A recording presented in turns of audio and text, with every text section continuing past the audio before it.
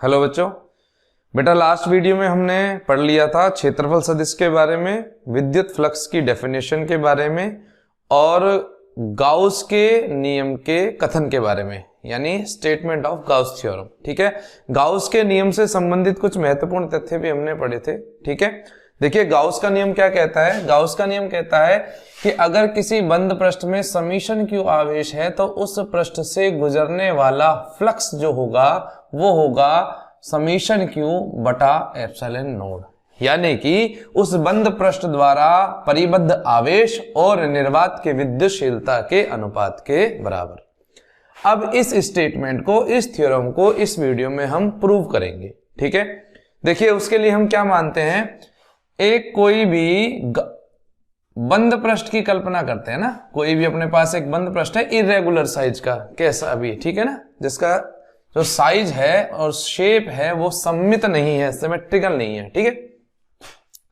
मान लेते हैं यहां कोई बिंदु है O और इस बिंदु पर एक आवेश रखा है Q। ठीक है, और इस आवेश Q से स्मॉल r दूरी पर एक बिंदु P है। ठीक है ना, बिंदु P है। तो बेटा इस Q आवेश के कारण बिंदु P पर विद्युत क्षेत्र की दिशा कहां होगी, ऐसे।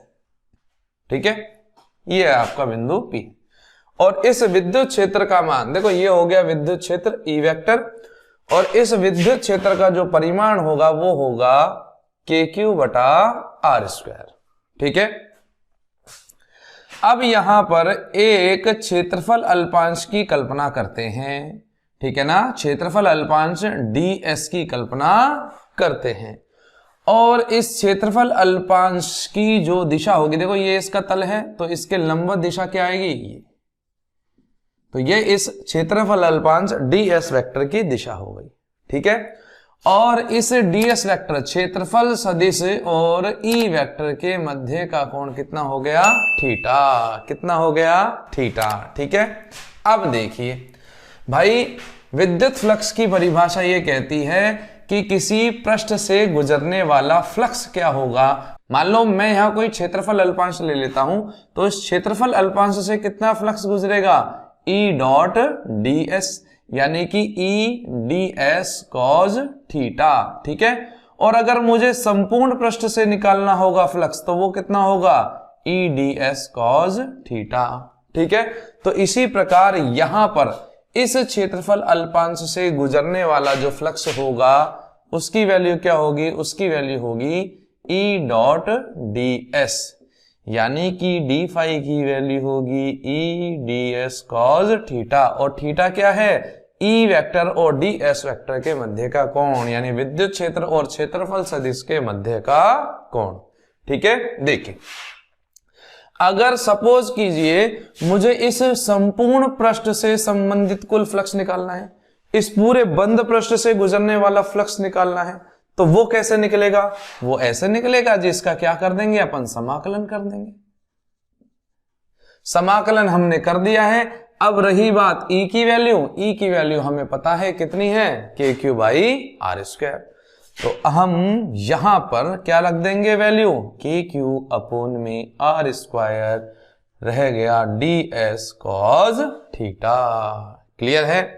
अब हमें तो ये भी पता है कि भाई K की वैल्यू होती है 1/4 पाई एप्सिलॉन नोड। जब पता ही है तो क्यों देरी करें, वैल्यू रख देते हैं। तो फाई की वैल्यू क्या आ जाएगी, फाई की वैल्यू हो जाएगी 1/4 पाई एप्सिलॉन नोड Q, तो ये लिख दिया मैंने Q, साथ में क्या है ds cos theta upon R square. Clear है क्या।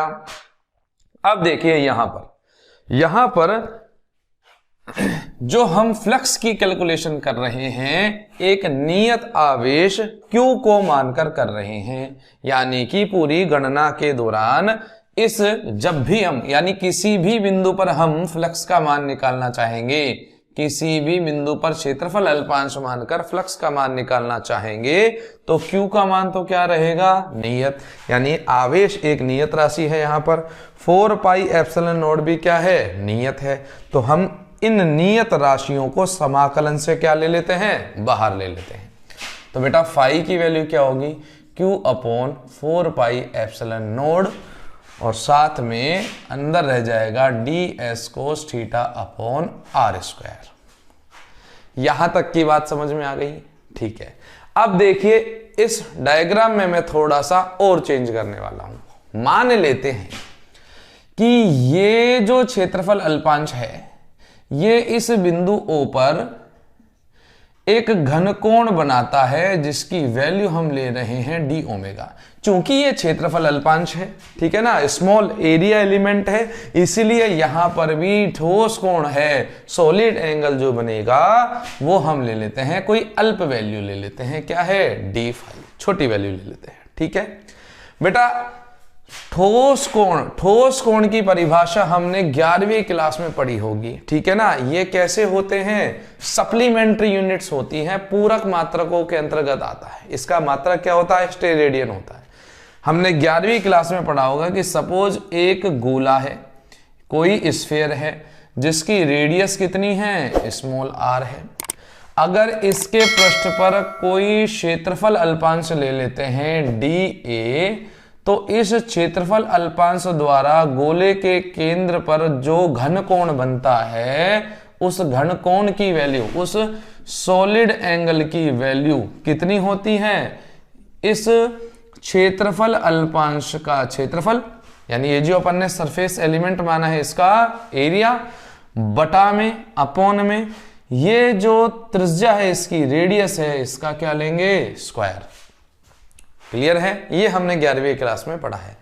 ये तो एक सिमेट्रिकल शेप है, सममित आकार है, और इसमें ये जो क्षेत्रफल सदिश है ना बेटा, ये जो क्षेत्रफल सदिश है, इस क्षेत्रफल सदिश की दिशा प्लस में जिस बिंदु पर, जहां पर हमने क्षेत्रफल सदिश माना है, इस बिंदु का केंद्र के सापेक्ष स्थिति सदिश जो होगा, यानी कि ये जो स्थिति सदिश होगा और ये क्षेत्रफल सदिश जो होगा, दोनों के दोनों कैसे हैं, सेम डायरेक्शन में हैं, दोनों के दोनों कैसे हैं, समान दिशा में हैं। जब ये दोनों समान दिशा में हैं तब केंद्र पर बनने वाले घन कोण की माप क्या आ जाएगी, dA अपॉन r स्क्वायर। ठीक है, लेकिन यहां पर क्या हो रहा है, r की जो डायरेक्शन है, ये जो r है ना, यानी कि बिंदु O के सापेक्ष बिंदु P का स्थिति सदिश, इसकी डायरेक्शन और क्षेत्रफल सदिश की डायरेक्शन समान नहीं है। इनके मध्य कोण कितना है, थीटा है। तो हम एक काम करते हैं कि इस क्षेत्रफल सदिश का R की दिशा में घटक ले लेते हैं। देखो यहां क्षेत्रफल सदिश और r की दिशा समान थी, यहां समान नहीं है, इसलिए यहां अगर हमें घन कोण का मान निकालना पड़ेगा तो हम क्या करेंगे, इस क्षेत्रफल सदिश का घटक ले लेंगे, किसकी दिशा में, r की दिशा में। तो ये जो dA अपॉन r स्क्वायर आया था, यहां ds अपॉन r स्क्वायर आएगा, लेकिन ds का r की दिशा में घटक ds कोस थीटा होगा, इसलिए यहां पर हमें क्या लिखना होगा, ds कोस थीटा।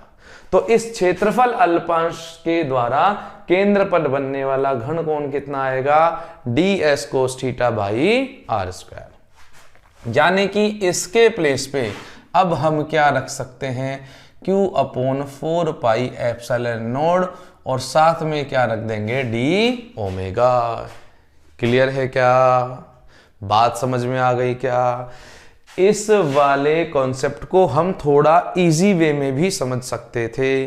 कि हम क्या कर सकते थे, हम ये कर सकते थे भाई कि ये जो अपन ने अनियमित आकार का बंद पृष्ठ बनाया है, इरेगुलर साइज का जो अपन ने सरफेस बनाया है, उसकी जगह हम सिंपली क्या ले सकते थे, एक स्फेरिकल सरफेस भी ले सकते थे, है ना। तो स्फेरिकल सरफेस लेते तो इतना झंझट कोस थीटा वाला नहीं करना पड़ता, सिंपल हमें ये मिल जाता, ये वैल्यू हम यहाँ रख सकते थे।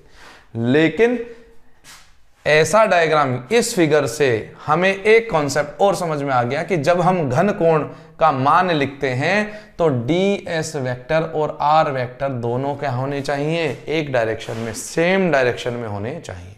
ठीक है, अब देखिए, तो हमें ये पता है कि किसी बिंदु पर बनने वाले कुल घन कोण की माप, कुल ठोस कोण की माप कितनी होती है 4 पाई।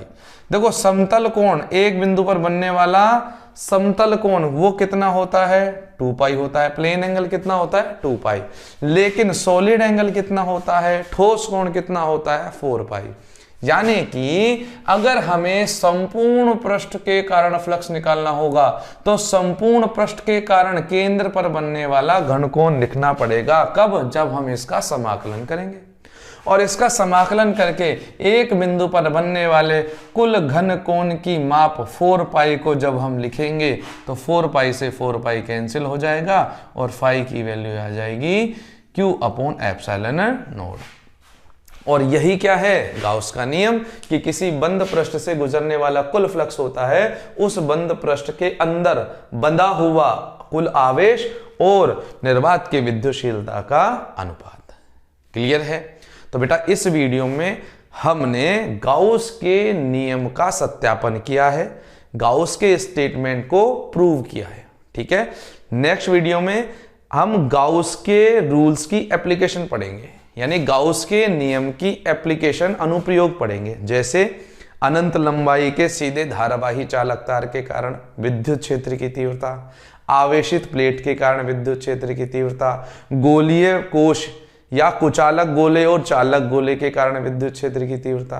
तो ये सब टॉपिक हम नेक्स्ट वीडियो में पढ़ेंगे। आज की वीडियो में इतना ही। अगर चैनल का कंटेंट समझ में आ रहा है तो चैनल को सब्सक्राइब कीजिए, वीडियो को लाइक कीजिए, अपने दोस्तों के साथ शेयर कीजिए। आप हमें इंस्टाग्राम पर भी फॉलो कर सकते हैं। तब तक के लिए नमस्कार, धन्यवाद।